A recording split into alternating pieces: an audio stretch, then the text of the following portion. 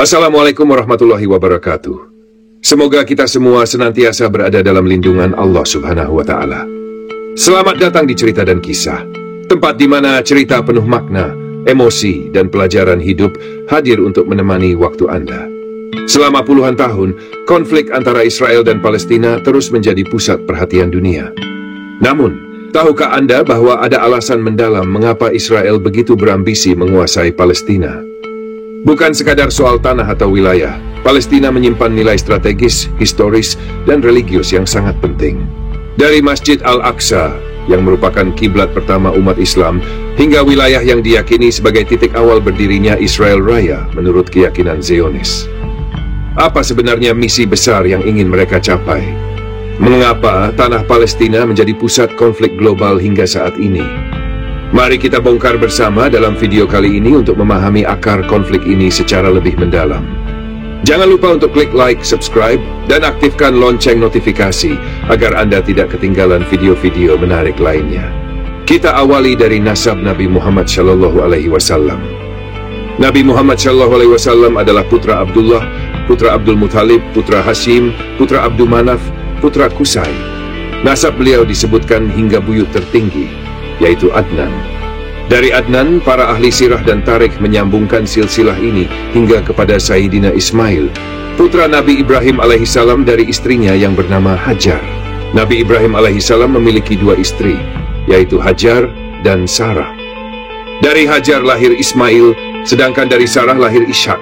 Nabi Muhammad SAW, Nabi Musa alaihissalam, dan Nabi Isa alaihissalam bertemu pada titik nasab yang terdekat, yaitu pada Nabi Ibrahim alaihissalam. Nabi Ibrahim memiliki dua cabang keturunan. Satu, melalui Nabi Ismail alaihissalam, yang merupakan jalur nasab Nabi Muhammad SAW. Dua, melalui Nabi Ishak alaihissalam, yang menjadi jalur keturunan para Nabi Bani Israel. Kita akan mulai pembahasan ini melalui keturunan Nabi Ibrahim melalui jalur Nabi Ishak. Nabi Ishak kemudian mempunyai anak bernama Yakub. Yakub ini memiliki dua nama, yaitu Nabi Yakub dan nama lainnya adalah Israel. Jadi anak cucu Nabi Yakub disebut dengan Bani Israel. Disebut Bani Israel karena Bani artinya anak-anak, sedangkan Israel adalah nama lain dari Nabi Yakub. Jadi, Bani Israel maksudnya adalah anak cucu Israel atau anak cucu Yakub. Isra yang berarti hamba, El yang berarti Tuhan. Jadi Israel berarti hamba Tuhan. Kemudian Nabi Yakub memiliki anak yang paling tampan bernama Nabi Yusuf. Nabi Yusuf mempunyai saudara-saudara, salah satunya bernama Imran. Imran kemudian memiliki keturunan dan dua diantaranya menjadi nabi. Yang pertama adalah Nabi Musa dan yang satunya bernama Nabi Harun. Nabi Harun kemudian mempunyai dua anak, yaitu Nabi Ilyas dan Ilyasa. Nabi Yusuf memiliki saudara, salah satunya bernama Benyamin. Benyamin kemudian memiliki keturunan dan ada yang menjadi nabi, yaitu Nabi Yunus. Kemudian saudara Nabi Yusuf yang lainnya salah satunya bernama Yahuda atau disebut juga Yahuza. Cucu cicit dari Yahuza ini disebut dengan Yahudi. Di antara keturunan Yahuza terdapat Nabi Daud. Nabi Daud mempunyai anak bernama Nabi Sulaiman. Di antara keturunan Yahuza ini yang paling besar dan menjadi raja adalah Nabi Daud, yang dalam referensi barat disebut King David. Nabi Daud mempunyai anak, yaitu King Solomon, yang dalam Islam disebut Nabi Sulaiman. Anak cucu keturunan Nabi Sulaiman ini salah satunya adalah Nabi Zakaria. Zakaria memiliki anak bernama Yahya. Kemudian Nabi Zakaria mempunyai istri yang saudarinya bernama Hannah. Hannah kemudian menikah dengan Imran. Imran memiliki anak bernama Maryam. Dan Maryam memiliki anak laki-laki bernama Isa. Maka disebutkan dalam Al-Quran salah satu surah dengan nama Surah Ali Imran. Dari riwayat di atas, anak keturunan Nabi Ibrahim dari jalur Nabi Ishak begitu banyak yang menjadi nabi. Sedangkan anak keturunan Nabi Ibrahim melalui jalur Ismail hanya satu yang menjadi nabi, yaitu baginda Nabi besar Muhammad SAW. Kemudian bagaimanakah sifat-sifat anak cucu Israel? Hal itu disebutkan dalam Al-Quran. Kita bisa mengetahui sifatnya dari 4 hal berikut. Pertama, Nabi Yusuf bersama saudara-saudaranya. Kedua, Nabi Musa dalam perjalanannya bersama Bani Israel. Ketiga, Nabi Isa. Keempat, Nabi Muhammad SAW.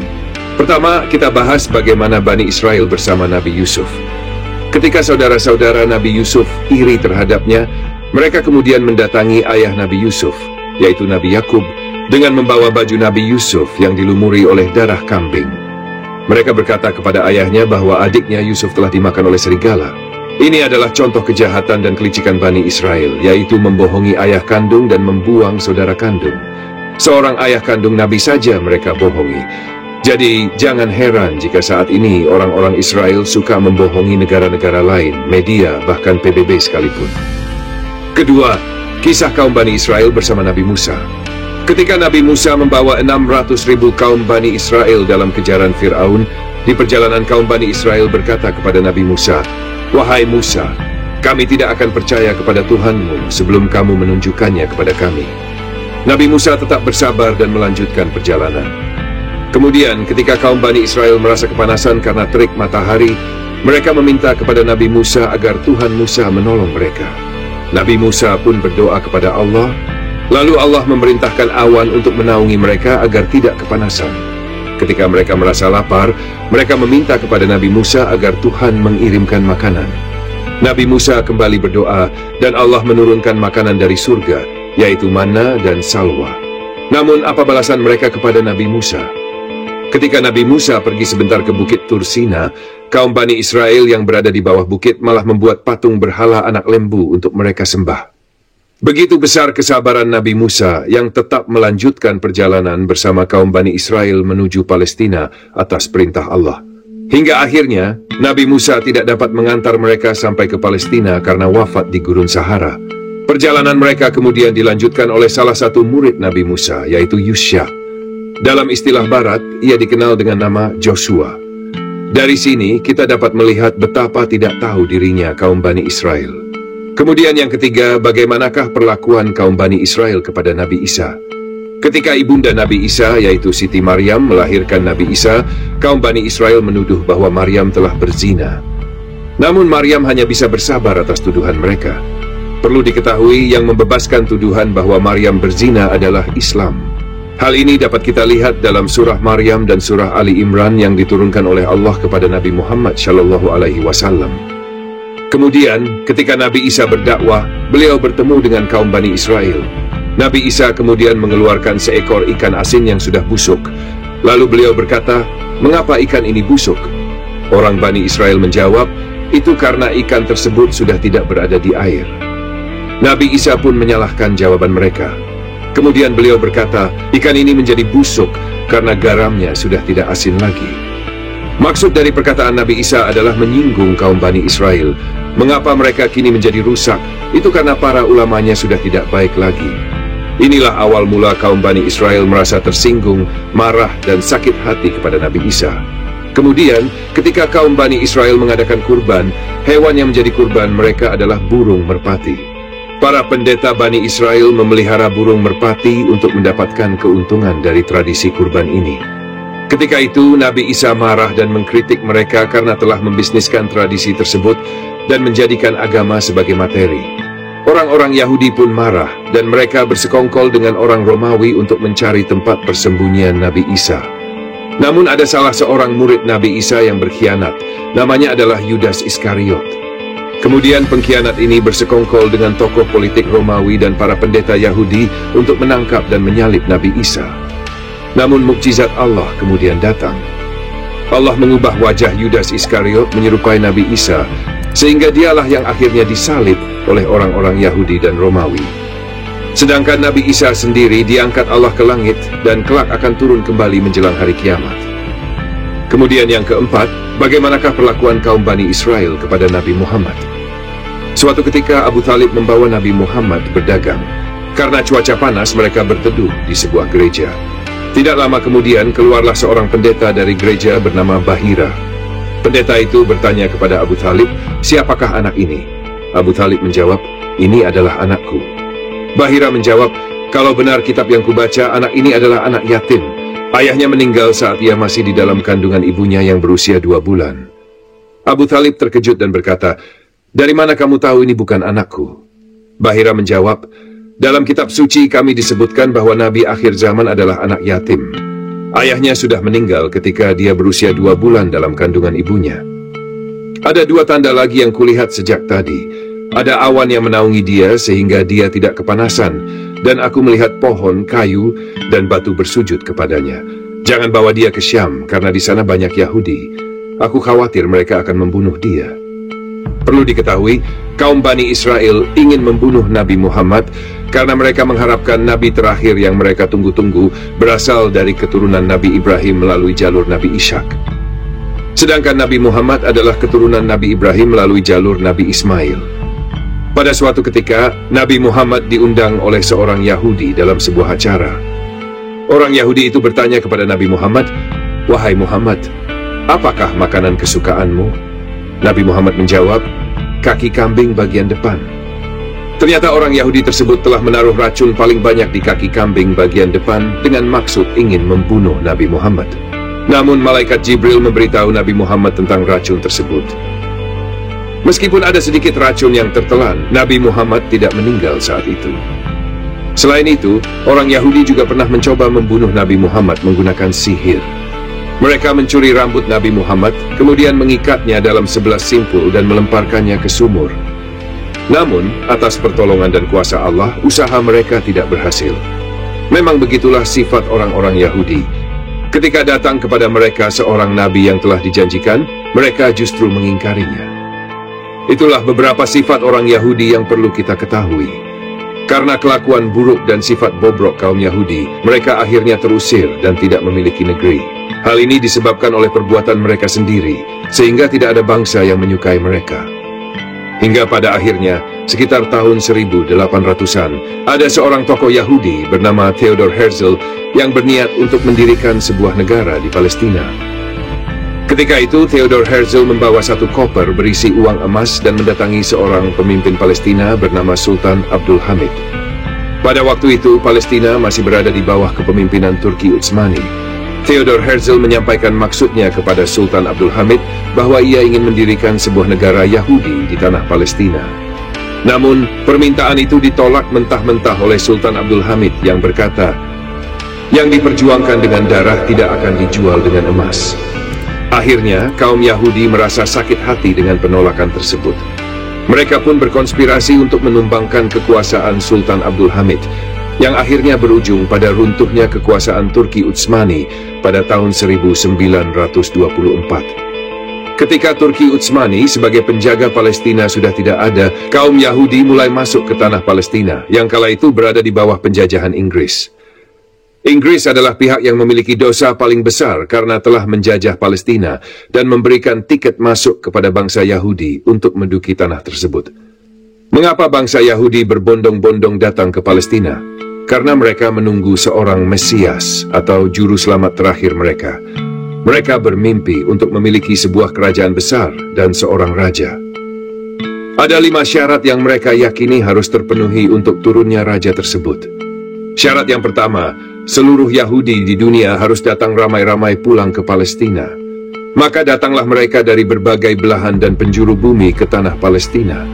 Kini, mereka mendirikan negara yang kita kenal dengan Zionis Israel. Kemudian syarat yang kedua adalah membalaskan sakit hati mereka kepada bangsa Babilonia. Sakit hati terbesar mereka adalah kepada Babel. Karena bangsa yang paling banyak menyiksa mereka, lebih dahsyat daripada Firaun adalah Babel.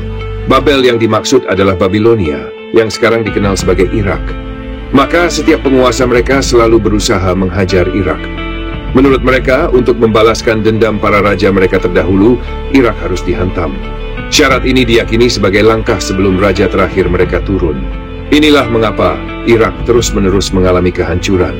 Namun, yang menghantam Irak adalah Amerika Serikat, bukan langsung Israel, meskipun atas perintah atau pengaruh dari Israel. Meskipun Israel adalah negara kecil, pengaruhnya besar. Bahkan seorang presiden Amerika Serikat tidak akan terpilih tanpa persetujuan dari kelompok tertentu di Israel, khususnya kelompok garis kanan. Banyak menteri di Amerika Serikat yang memiliki latar belakang Yahudi. Kemudian, syarat yang ketiga, raja yang mereka tunggu-tunggu akan turun ke bawah jika ia melihat dunia di bawahnya sudah hijau. Oleh karena itu, mereka menggerakkan penghijauan dengan menanam tanaman sebanyak-banyaknya. Tanaman yang mereka tanam itu dikenal dengan nama Sajaratul Garkad, atau pohon Garkad. Karena dalam hadis Nabi Muhammad disebutkan, kelak saat terjadi peperangan besar antara kaum Muslim dan Yahudi, batu-batu akan berkata, "Ya Muslim, wahai hamba Allah, di belakangku ada orang Yahudi, bunuhlah dia." Namun, satu-satunya yang akan membela orang Yahudi pada saat itu adalah pohon garkat. Nabi Muhammad menjelaskan bahwa pohon ini akan menjadi pelindung mereka. Kini pohon garkat sedang mereka tanam dalam jumlah besar. Untuk apa mereka menanam pohon itu? Tujuannya adalah agar mereka bisa terselamatkan. Syaratnya dunia harus hijau, barulah raja yang mereka tunggu-tunggu akan turun. Mereka menjalankan rencana besar ini sesuai protokol Zionis yang telah ditulis dalam kitab mereka. Mereka percaya, mereka mengamalkan, dan mereka menerapkannya karena tujuan mereka adalah mewujudkan apa yang mereka sebut sebagai The Great Israel atau Israel Raya. Kemudian, syarat yang keempat. Hal yang mesti mereka lakukan adalah membersihkan tempat itu dari orang-orang yang bukan Yahudi. Karena itu, warga negara yang boleh diakui sebagai Yahudi harus memiliki ayah dan ibu yang berdarah Yahudi. Jika ayahnya bukan Yahudi, maka setidaknya ibunya harus Yahudi, karena mereka menentukan nasab dari garis keturunan ibu. Ayahnya boleh saja tidak Yahudi, tetapi jika ibunya Yahudi, barulah mereka diakui. Inilah sebabnya ketika ada kelompok yang mengaku Yahudi dari Afrika, mereka tidak diakui. Mengapa? Karena mereka dianggap berbeda, bahkan dari segi fisik. Mereka hanya mengakui seseorang sebagai Yahudi jika darahnya benar-benar Yahudi. Selanjutnya, apa syarat kelima yang mesti dipenuhi sebelum raja mereka turun? Inilah syarat yang kelima, dan ini adalah syarat terbesar, yaitu membangun Temple of Solomon. Apa itu Temple of Solomon? Menurut mereka, di bawah Masjidil Aqsa terdapat kuil Raja Sulaiman, King Solomon's Temple. Oleh karena itu, Masjidil Aqsa harus diratakan dengan tanah agar kuil tersebut dapat dibangun kembali di atasnya untuk menyambut kedatangan raja mereka. Saat ini, mereka sudah mulai menggali terowongan-terowongan di sekitar Masjidil Aqsa. Terowongan ini adalah bagian dari persiapan mereka. Pada suatu masa ketika Masjidil Aqsa dihancurkan, mereka akan membangun kuil tersebut dan menyambut kedatangan raja mereka. Namun, semua ini didasarkan pada mitos. Mereka membangun negara mereka atas dasar kepercayaan mitos yang mereka yakini. Hal ini bahkan pernah diungkapkan oleh Roger Garaudi, seorang penulis asal Prancis. Garaudi dulunya adalah seorang yang membenci Islam, tetapi Allah memberinya hidayah hingga ia akhirnya masuk Islam. Dalam bukunya, ia menyatakan bahwa Israel membangun negaranya berdasarkan mitos. Karena pernyataan ini, ia ditangkap oleh pemerintah Prancis. Begitulah cara mereka menjalankan rencana dan keyakinan mereka. Ketika Anda melihat bendera Israel, Anda akan melihat bahwa bendera tersebut memiliki garis biru di atas dan di bawah, dengan bintang segi 6 di tengahnya. Namun, ini bukan sekadar simbol biasa. Apa makna garis biru di atas? Itu melambangkan sungai Nil. Dan apa makna garis biru di bawah? Itu melambangkan sungai Efrat. Sungai Nil berada di Afrika Utara, sementara sungai Efrat berada di Irak, Asia. Dengan demikian, mereka memiliki cita-cita untuk membangun negara besar yang perbatasannya membentang antara dua sungai tersebut, sungai Nil dan sungai Efrat. Lalu, apa makna bintang segi 6? Bintang ini adalah simbol yang mereka klaim sebagai lambang kerajaan Raja Daud, menurut versi mereka. Palestina adalah bagian dari kita. Tidak perlu menjadi seorang Muslim untuk peduli terhadap Palestina. Anda tidak harus beragama Islam untuk peduli pada Palestina. Cukup menjadi manusia saja sudah cukup untuk membela Palestina. Sebab masalah Palestina adalah masalah kemanusiaan. Gereja-gereja di sana telah dihancurkan, dan saudara-saudara kita dari kalangan Kristen Ortodoks juga menjadi korban. Maka ini adalah tanggung jawab kita semua. Terlebih lagi sebagai bangsa Indonesia, kita memiliki amanat dalam pembukaan Undang-Undang Dasar 1945 yang menyatakan bahwa kemerdekaan adalah hak segala bangsa. Penjajahan di atas dunia harus dihapuskan karena tidak sesuai dengan peri kemanusiaan dan peri keadilan. Saudaraku, Palestina adalah ujian bagi kita semua. Tidak ada alasan bagi kita untuk tidak peduli.